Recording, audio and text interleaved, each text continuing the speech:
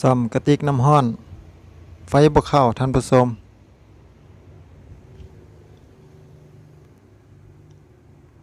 เสียบปลั๊กหิ้มห้อยแล้วเปิดเบิ่งไฟบ่เข้า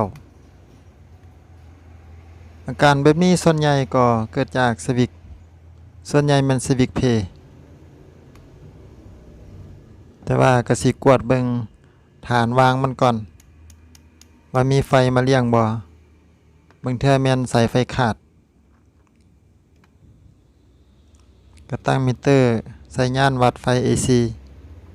แล้วก็วัดเบิ่งก็มีไฟมาไฟ220มีมาอันนี้วัดใหม่มีไฟ230ปกติมีมาปกติก็สิวัดเบิ่งอยู่ที่กระติกน้ำวัดเบิ่งว่ามีโอห์มขึ้นบ่ค่อยก็ตั้งใส่คูณ 10K เลยจากนั้นก็วัดเบิ่งเข็มก็บ่ขึ้นย้อนว่าลืมเปิดสวิตช์บัดนี้เปิดสวิตช์ละมาวัดเบิ่งใหม่ก็ยังคือเก่าโอห์มบ่ขึ้นบ่มีเลยข้อยก็สิมั่งเบิ่งสวิตช์ส่วนใหญ่กระติกน้ำแบบนี้แม่นสวิตช์มักเพ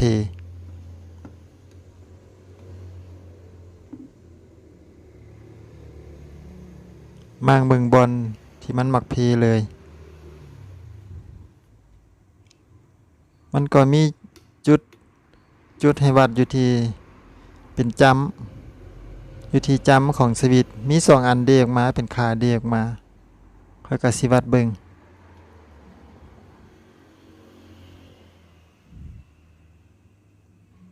งเข็มมิเตอร์ตีขึ้น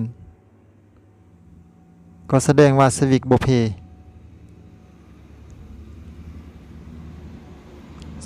พนี่ค่อยคิดว่าคือสิแม่นใส่เตาแล้วก็มั่งเบิ่งฐานวางมันด้านหลังด้านรูมมันออกป้าใหม่ก็แม่นแน่ใส่เตามันเลยบางทีแม่นใส่เตาขาดใส่เตามันก็เป็นโค้งอยู่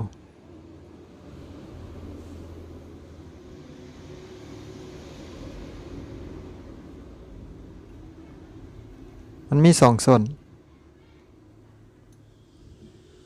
ก็จะแทกเบิ่ง2ส่วนนี้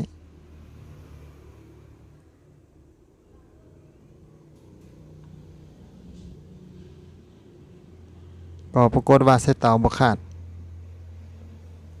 ใส่เตายังได้อยู่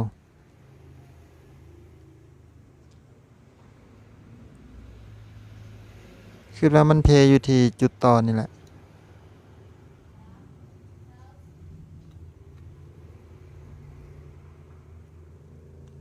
มันก็มีสลักจับ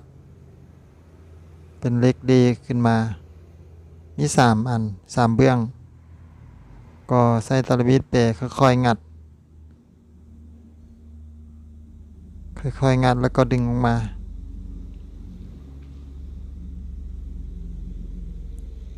สังเกตเบิ่งว่ามันมีสวิตช์อยู่สวิตช์เป็นคานกระเดื่องแล้วก็สิวัดเบิ่งสวิตช์ตัวนี้มันเป็นระบบออโตเมติกป้องกันบ่ให้ใส่เตาขาดแต่ว่าวัดเบิ่งแล้วมันก็แคมมิเตอร์บ่ตีขึ้นเลยแปลว่าไฟบ่ผ่านจุดนี้ทดสอบเบิ่งบ่ผ่านอีหลี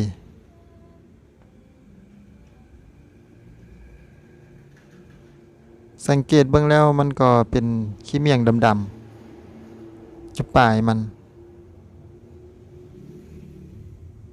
อันนี้แม่นสวิกป้องกันบ่ให้ใส่เตาขาดกรณีหม้อน้ำแห้ง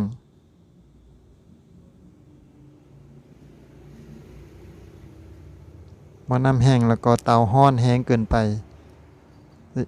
สวิกกระเดื่องตัวนี้มันจะลั่น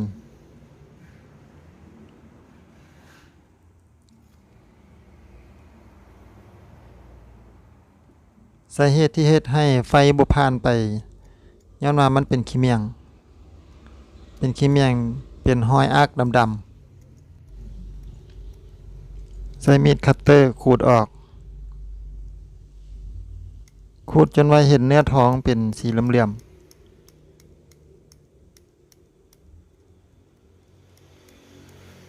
ไฟบ่ผ่านจุดนี้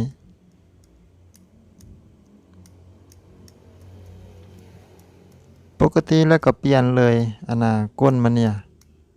แต่ว่ากรณีนี้ค่อยบ่เปลี่ยนค่อยขูดเอา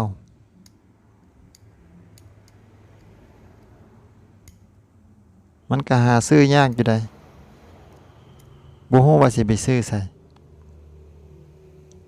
ก็งัดขึ้นหน่อยหนึ่งให้มันแจ็บดีงัดให้มันงอหน่อยๆอีกด้านหนึ่งก็ขูดคือกัน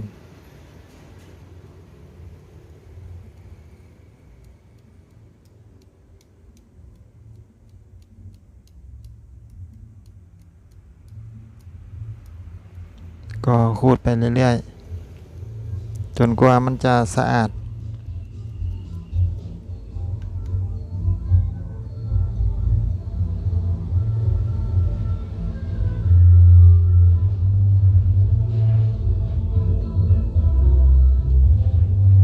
ตอนนี้ก็ประกอบ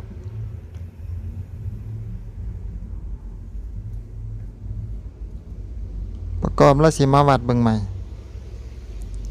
วัดเบิ่งว่าไฟมันผ่านไปบ่ปรากฏว่าวัดแล้วมันก็ต่อแล้วไฟผ่านไปได้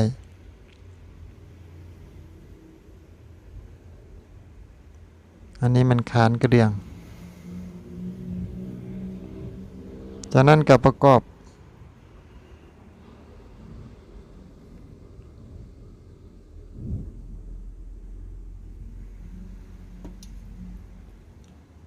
เข้าไว้คือเก่า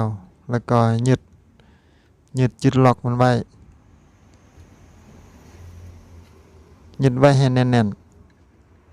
ๆล็อกไว้ให้แน่น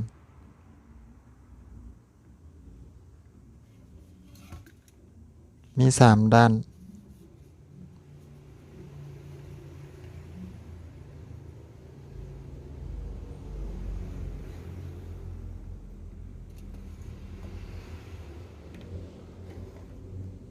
วันนี้สิมาวัดโอห์มเบิ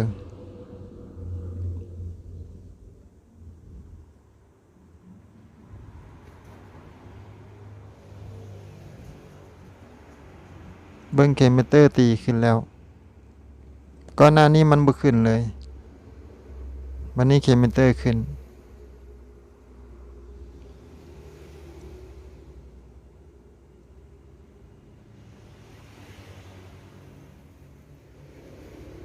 ค่อยก็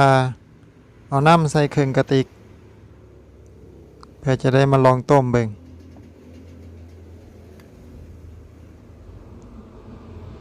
ก็วางสถานมัน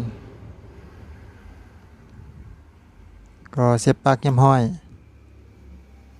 แล้วก็เปิดสวิตช์ไฟเข้าแล้วตอนนี้